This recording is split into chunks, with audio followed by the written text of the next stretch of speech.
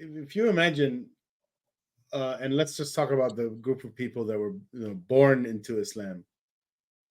If you ask every human being along their life of being a Muslim from the beginning to the end, if you ask people, why do you believe in Islam? Your answer that you would give, your first answer you would give in the earliest part of your Islamhood is because my parents told me. No child could say more than that. Yeah. You know? Yeah. And Yeah. then everybody goes beyond that to another level, another stage. And if you were asked, why do you believe in Islam, you'll come up with some answer that has nothing to do with your parents. But it's probably something you heard from your parents. But at least now you're able to repeat their argument. Yeah. Like, Yeah. It's the same with racism. It's taught to and them. here's the weird part I wanted to point out is I don't think anyone has a conscious memory of this is why I believed in Islam is because my parents told me. That wasn't that there's no time, you know what I mean? Like, it's almost like you didn't have memory at that time. And your first memory of why you're a Muslim is your memory of your logical steps you took way after that day. You know, it was long after you got beyond, just believing everything your parents said that you finally formed a memory of why you're a Muslim. It's really Yeah. weird to me. It's because we're, like we said, born into it, but we're not. We're in so many ways we're not conscious yet. But you Yeah. already have beliefs. Yeah. Yeah. And like even in Islam, it says that everyone's born a Muslim, and then they convert back to any other, You know. You and know. they convert. It's weird. I was thinking about this even today. I was talking to my daughter about this. Like, there's so many things in your head that you don't know why, but they're good. So, as an example, the moment in your life when you first were able to understand why teeth brushing could be good, you were already teeth brushing for years before you could have the capacity to understand why teeth brushing would be good. Yeah. And there's so many things you do in your life that are like that. Like, you're 5 years old. There's already a lot of things you know how to do, but you don't know why any of them are good. But that Yeah. doesn't mean you should stop doing them, right? Now, Yeah. Islam is one of those. At 5 years old, I'm a Muslim, and if anyone asked me why I'm a Muslim, the answer would have to be because my parents told me, and the same answer would come from, okay, why do you brush your teeth? Because my parents told me. And then I don't know, maybe 5 years old, I had a little bit better answer for the teeth.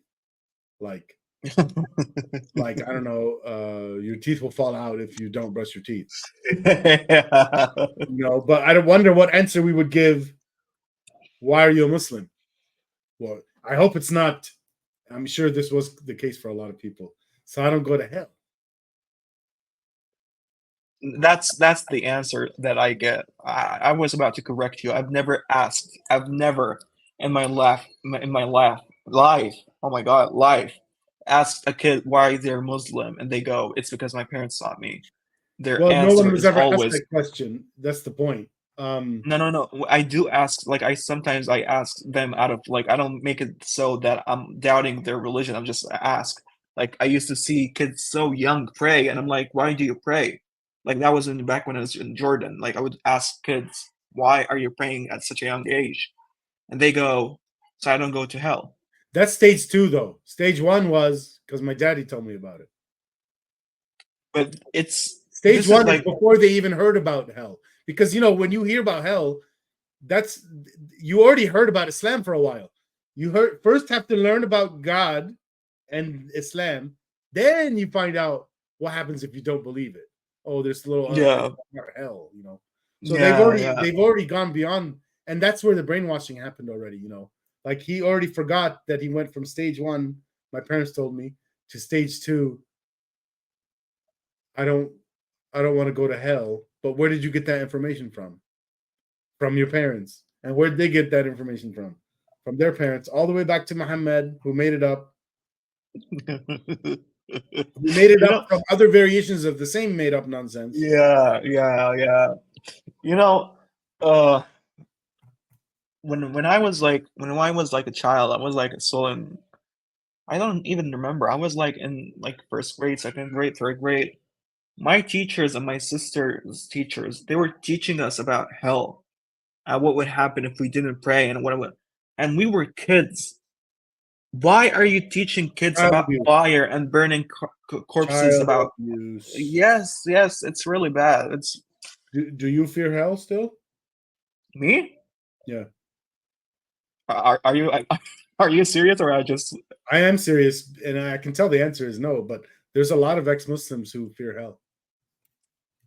so if hell is true, if it is true, right, and it is based on what is So supposed let to me be describe what's happening to them. no, I'm saying, but like, if it is true, like, let's say hell is true, I would much rather be in hell with the people in hell than be in heaven with the people in heaven. Because the people, I don't, people in heaven are not gonna be like, I don't want to be with them. I don't want to be with them. I don't want to be with hell and the people with hell. Like, because according to Islam, the Albert Einstein is going to hell. All of the good people are going to To hell. me, I'm gonna guess that the reason you don't fear hell is because you know there's no hell.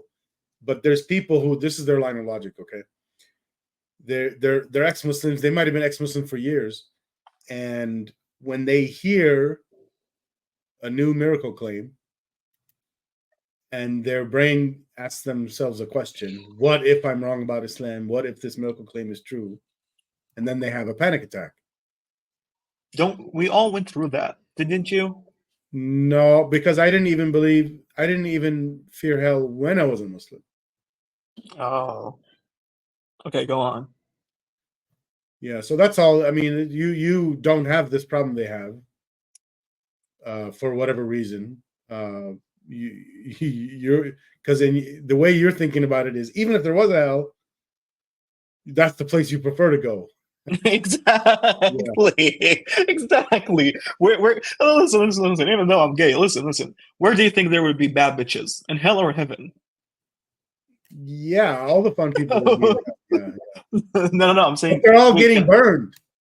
no. They're not enjoying themselves. No. Can I cuss? Am I allowed Yeah, to cuss about God? I'm telling you, where would you find bad bitches? In hell or heaven? in hell. Exactly. Yeah. All the Exactly. musicians, all the filmmakers, Exactly. anyone who Exactly. likes music or everything. Exactly. I would much rather be in hell than in heaven. But Yeah. So you weren't you come to, aware that there's people who are I ex-Muslims am aware. I am aware. I am aware. I You see the thing about ex-Muslim and leaving the religion is I feel like it's a process.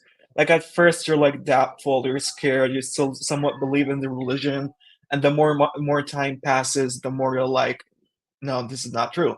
This is what happened to me because I started doubting Islam when I was like even in middle school. I was like 6, 7, 8 years old. And I would ask questions. Whenever I ask these questions, they would be like, only God knows the answer. So the more time passed, the more I was able to disconnect myself from the religion because like we as humans are scared to let go of something that's so what is the word? Is it familiar or similar? I don't know which one fits here. Well, I think one element is, Something familiar. there's people who grow up around like a monoculture and they're not aware of any people from other cultures, Yeah. and it's very hard for them to like break out of whatever nonsense that culture has. And then there's Yeah. people who, they come from a culture like this, but then let's say they spend some time online and talk to all sorts of different people, or let's say they work outside the house, so they have a lot of chances to meet people from very different cultures. And then once Mhm. you see a little bit of everything, you're not so attached to your own. Yeah. Yeah. So you probably had some of that You had sources of knowledge other than your parents and your immediate society or whatever. Yeah, yeah, it was the internet. Like my source of like it was the internet. You Yeah. know, this is I have a Pakistani friend. He's gay. He didn't know he's gay. And because he used to be holding into Islam so strongly, he didn't want to believe it. And after he met me and after like we became friends, he was starting to be more and more accepting of himself. So at first he acknowledged that he's gay. That was the first step. I was like, okay, good. And now he's starting to doubt Islam. Because whenever him and I have this arguments about Islam, he's scared to agree because inside him, the brainwashing got to the point where it's scary to, even doubt the religion. It's something that's so familiar to you that you're scared to let go of. That's why so many Muslims don't want to leave the religion because they're scared to let go of something that they believe so strongly is what's right and what like it's what is familiar, like I told you. Because they were Brainwashed, basically. well, yeah, but the word I want to use is fear mongering. They were scared about hell. They were Yeah, told to be scared about hell yeah, repeatedly with, don't do that or you go to hell. And then also very detailed descriptions of how painful it's going to be. yeah, yeah. Oh my God, I remember when I was in school, they were teaching us about that. I remember I had nightmares about it. I was a child. I had nightmares about hell. I didn't get that kind of stuff. My parents never talked about things like that. You Uh, know that, so, yeah, I go mean, I on. was aware of hell and I had maybe some descriptions about it, fire forever or whatever. But I didn't hear the things like it's gonna burn your flesh and then God's gonna remake all your flesh and burn it again and then keep going. Yeah, Never heard stuff like yeah. that. Yeah, the Muslim school that I used to go to, they used to teach us like very very wrong stuff. They used to teach us that if you jerk off, you're gonna become infertile. And I believed that because I didn't know any better, so I was scared. I was scared to do it. Imagine I was just a teenager. I just hit puberty, and I was scared to do it because they were teaching us and they were telling us that if you jerk off, you will become infertile. Like, and they also taught us that only non-Muslims get AIDS because it's non-halal sex. So like one time one of my science teachers, he asks, do you know why people get AIDS? And one of the students comes up and he's like, it's because it goes into the wrong hole. That's what he thought. And then he goes, no, it's because it's non-halal sex. What is this cult shit that they are teaching us? It's so bad. I mean, the one I always talk about, like whenever anyone asks, um, why are you not a Muslim? I basically tell them what I told you. Look, Islam says jinn are real. Jinn are not real. It's batshit fucking crazy. Yeah. And then a lot of people come back and say, but jinn are real. Okay, prove it. And the Prove it. That's all so, I always tell them. Prove it. so there's a problem there where the thing I want to use as my reasoning for why Islam is retarded is something that I see as retarded, but they see as smart. Yeah. And that's the same problem we have with the religion itself. I see it as Yeah. dumb, they see it as smart. And man, if I can't convince them out of jinn, then I don't think I can convince them out of Islam either. It's the same similar logic. Yeah. Yeah. And like a lot of them believe in jinn, dude. So many of them. I wonder I if I know. wonder I if it's know. easier. I wonder if it's easier to reject Islam before rejecting jinn. You Like, know, whenever I used to tell my dad all the time that I don't believe in jinn, and he would be like, "Okay, if you don't believe in jinn, why don't you go and walk out in a graveyard at night?" And I was like, what the fuck does that have to do with any? What the fuck does that have to do with What anything? he's saying is, since you won't go, that means you secretly believe in. Yeah, I know. And I know that's what he thinks. But like that has nothing to do with anything. That I'm around dead bodies at night. I don't want to be around dead bodies at night. No one wants to be around dead bodies at night, I whether I wouldn't believe in mind jinn or doing it.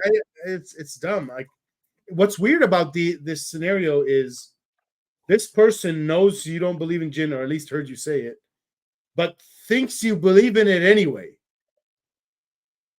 Like, not much different than the ex-Muslims who say to us, "Hey, come back to Islam, and then Allah won't send you to hell." And I'll be like, "Yeah, but I don't believe in hell." Yeah. And they'll be like, "Yeah, but come on, it's really, but come on, it's hell. Like, it's so This bad." reminds me.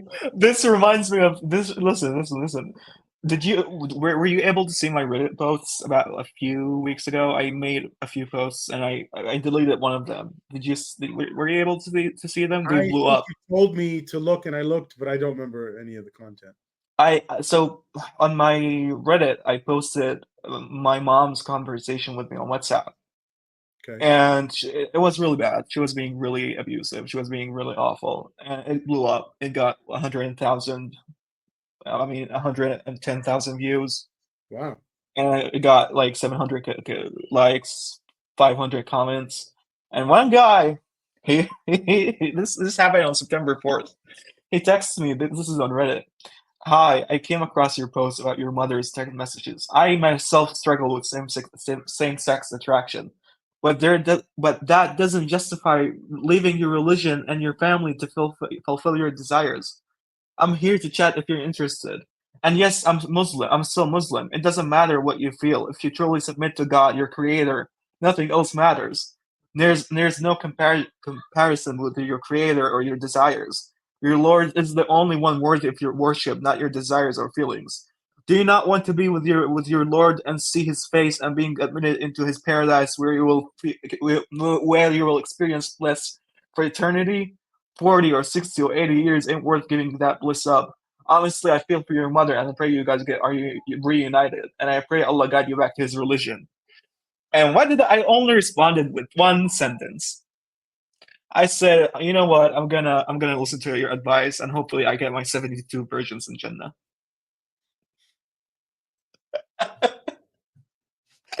Like, what's that retarded shit? What the fuck did I just read? Like he says I And struggle with. why? Why are they doing it? That's their. Uh, They think they're they're getting so hasanat. Yeah, they're like Muslims are so nosy. I fucking hate it. They're like, have you ever seen Christians be as nosy as Muslims are? Dude, it's no different than, when, let's say there's a company that's really brand new, really bad at selling, and they're just throwing salespeople at this, selling this product. And these salespeople, they have a very low success rate. They just try a lot.